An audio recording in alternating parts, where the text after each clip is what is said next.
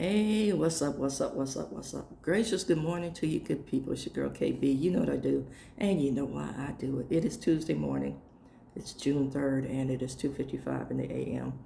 I'm going to ask you to pardon the hair. I took my cap off for a hot second. The curls are out of control. I need a haircut bad. But I was sweating like I was being interrogated by Sergeant Carolyn Mason, for those of you who are another 48 fans, you know who I'm talking about. Um, I just took my insulin, so hopefully the sweating will die down and I can put my hat back on because my hair is frightening even me. I need a haircut, man. I'm going to try to get that done today.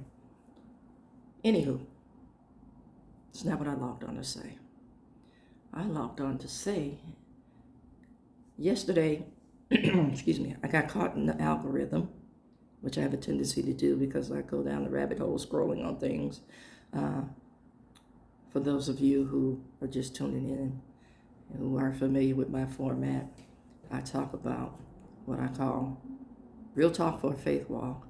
I talk about socio-political things. I talk about social justice, and I'm celebrating Pride.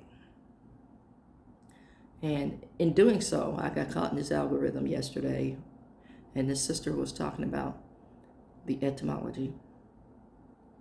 And that's the study of words, y'all.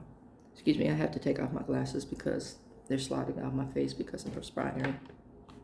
The etymology of the words stud and bulldagger in the African American community. And I apologize if some of you find the subject matter offensive. I personally don't. I love to learn, so it was a history lesson for me. And she was showing different pictures in the background of like Bessie Smith, I believe it was Josephine Baker, some well-known mask identified, or this is a generally accepted term, butch lesbians. Okay? See, bulldagger is a derivative from butch or bull dyke, which is used in primarily the white community. Okay, all of which have been, I want to say, embraced in the LGBTQ, the alphabet community, as a form of taking power back. The word was used, or the words were initially used to shame and ostracize, and now they're used among the communities because there is no shame. Now, people still want that. Ricky Smiley told a joke that I heard the other day that had me just, on my neck laughing. And it was about the difference between black families and white families and, addressing a gay family member. And as Jay tells a joke about a fight with a gay person when they were playing basketball. That is hilarious, and everybody hates Dave Chappelle for his commentary on the alphabet community, but I don't. Dave speaks truth, and if you can't take a joke and put it in its proper context, then shame on you. Or you can't pull the significance and the impact of one of Dave Chappelle's jokes, and shame on you. Because for me, Dave is making a serious statement, and I don't see him as homophobic. I see him as a truth teller, and more of us need to do that. But let me just get into the sister was talking about old school. Now, if you're from the South, because that's primarily where I heard the word bulldagger. You know, if you're from the South, that's where I primarily heard that word from people from the South. And that kind of labels sisters who are strongly masculine identified. You know, sisters who take on, you know, you hear who's the man in a relationship. You hear that a lot. You know, I know that's a level of ignorance that, you know, we have to educate. But you hear that a lot. So, excuse me. That is that person, bulldagger. You know, just I'm gonna take care of my family. I'll fight for my family. I'm gonna do, you know, I'm gonna take care of kids. I'm gonna pay bills. This is like, I assume I'm gonna say, gender norm, if you will, of the male role. Whereas a stud, now she she nailed this for me. Stud is moving towards the, I'm gonna say, late 80s, early 90s, into today, whereas like studs were masculine identified, but also recognizing level of femininity. So studs are like the new light skin, if you will, you know, just some were strongly masculine identified, some are more on the feminine side with, you know, with masculine qualities. She basically described them as pretty boys, and I'm going to say BOI, pretty boys. And, you know, for me these days,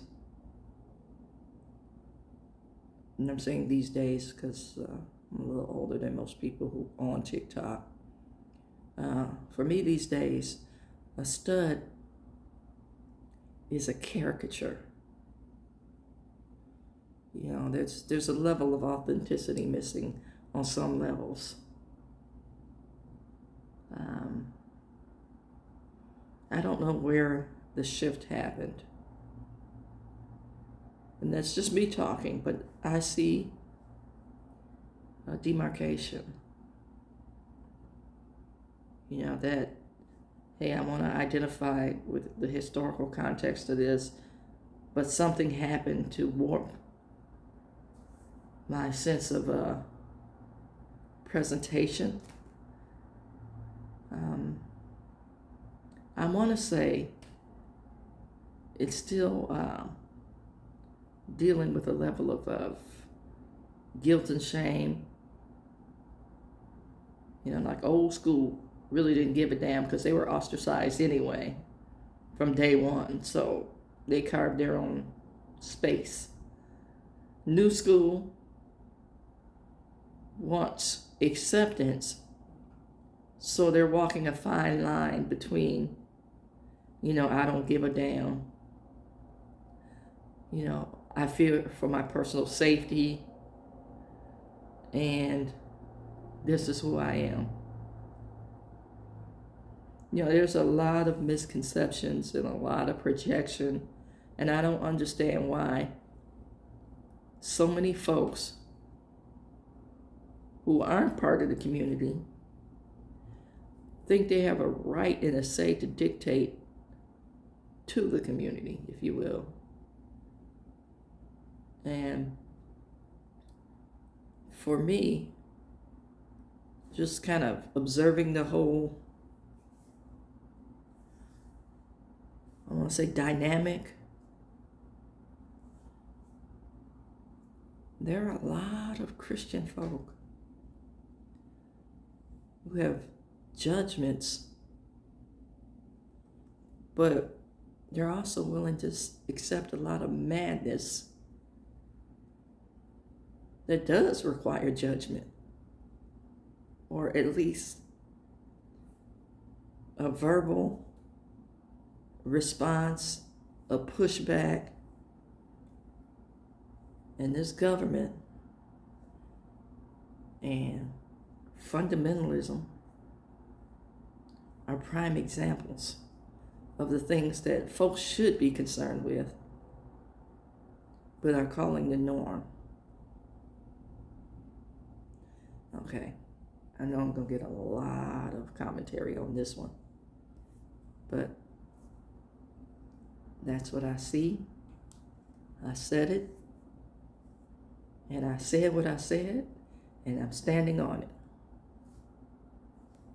Think about your positioning. You hear me? He posed that question a lot. Think about your positioning.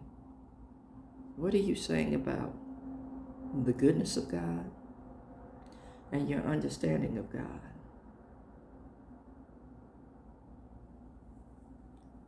You know, I hear a lot of people say God is love. And in this present administration, I don't see any of that being demonstrated. I see theft. I see greed. I see lust. I see envy. And a lot of those, and the traits for those things, are classified as the 7 deadly sins. I'm just saying.